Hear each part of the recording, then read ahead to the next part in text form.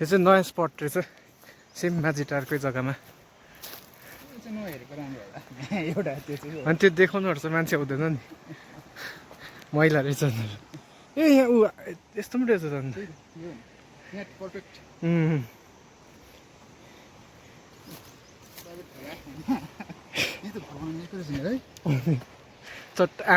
सोच्नु त ह्यामक लगाएर है हाम्रो युजुअल स्पटबाट चाहिँ हामी आज 300-400 मिटर उता छ अहिले चाहिँ पहिला चाहिँ हामी ब्रिजको उतापट्टि हुन्थ्यो योपालि भिड भएर चाहिँ नयाँ स्पटमा छ हामी ब्ल्याङ्केटहरू धुँदो रहेछ हाम्रो स्पटमा चाहिँ जेबुदा कुछ गर्नु पऱ्यो है यहाँ जेबुल्यान्डलाई एकदम करप्ट गर्दैछ यो साइड पनि दामी रहेछ सफा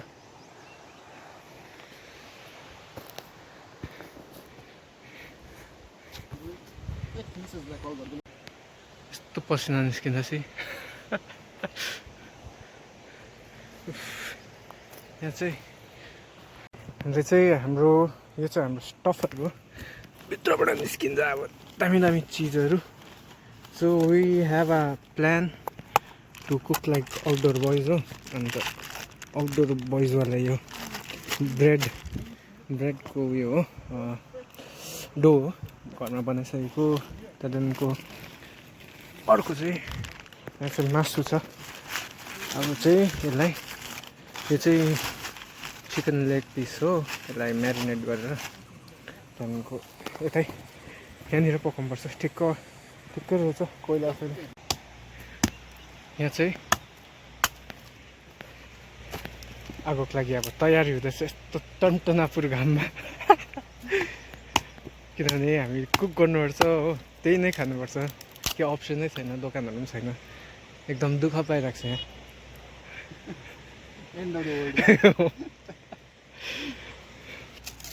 अब यो कटिङै हेर्नुहोस् अब तपाईँले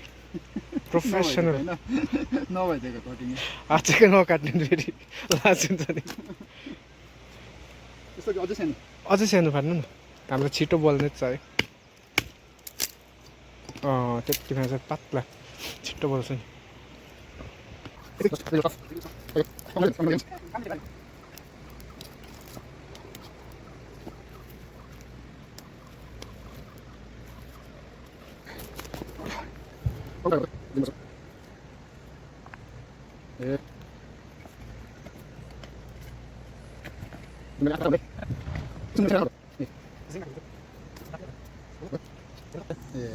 कति वर्ष भएछ नि त नहालेको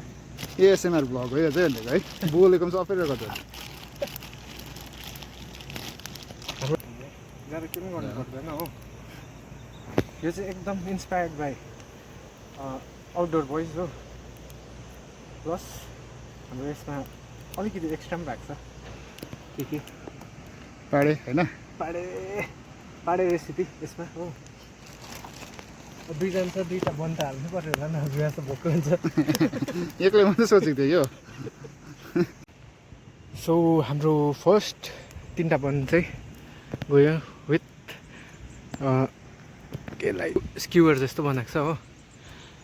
स्क्युवरमा चाहिँ टक्कै रोल गरेर चाहिँ हालेको छ त्यहाँदेखिको त्यो त पाक्यो पनि होला सायद अन्त अब यहाँनिर चाहिँ होइन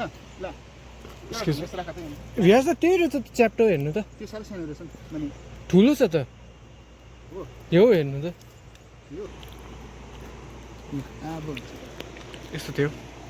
यस्तो बनाएको थियो यो चाहिँ त्यो उयो गर्नु ए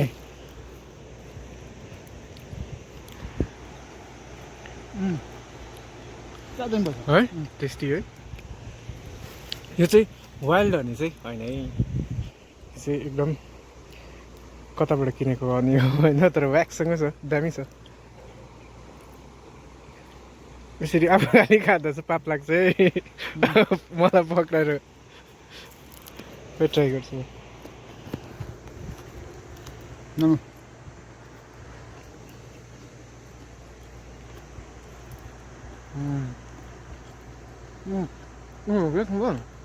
आँटा छिटो पाक्छ नि मैदा चाहिँ टाइम लाग्छ ओके खाऊ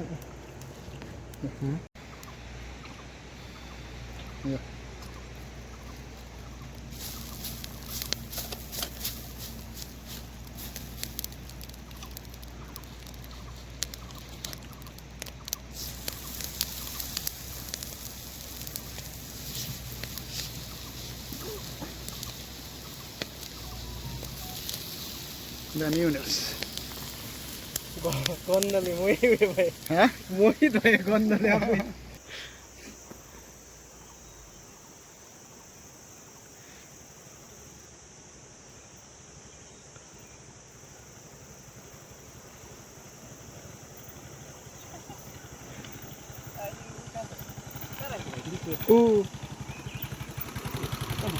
हाल न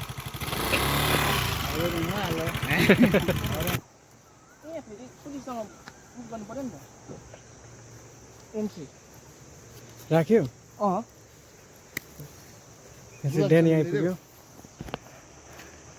ड्यानी चाहिँ यस्तो छ हेलमेट खुल्दा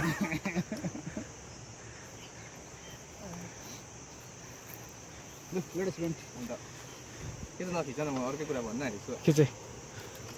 भन नि फेरि सुन्छु नि त भाइ चाहिँ राम्रो रहेछ नि भाइ चाहिँ के को लागि त चरायो हाम्रो ब्रेड र चिकन लेग पिस चाहिँ रेडी भइसक्यो दुइटा त हामीले खाइसक्यो होइन सो यता चाहिँ सुट हुँदैछ कफीको मेरो मोका पट रेडी हुँदैछ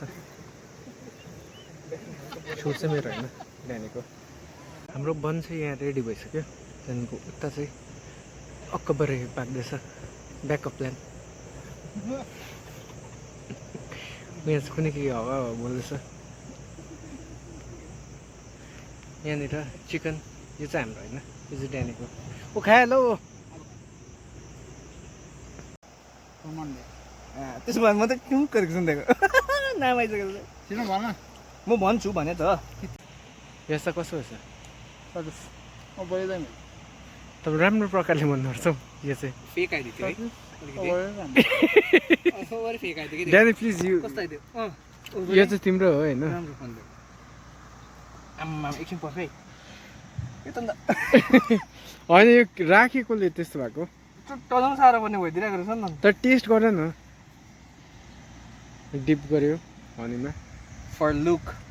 हाउज इट लुकलाई मेसेज लुकलाई मेसेज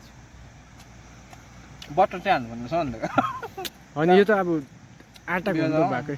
अनि दामी भयो मेरो भयो लुकलाई मेसेज चाहिँ के कम ब्याक टु युट्युब हो क्या त्यसो गर्नु चाहिँ भात खाएको बराबर हुँदो रहेछ अन्त हाम्रो बाक्लो केटा अब चाहिँ घर जाँदैछ हामी ऊ यहाँ पर कुनै बसिरहेको छ ऊ बत्ती त्यो टिक्कै देखिरहेको छ so thank you for watching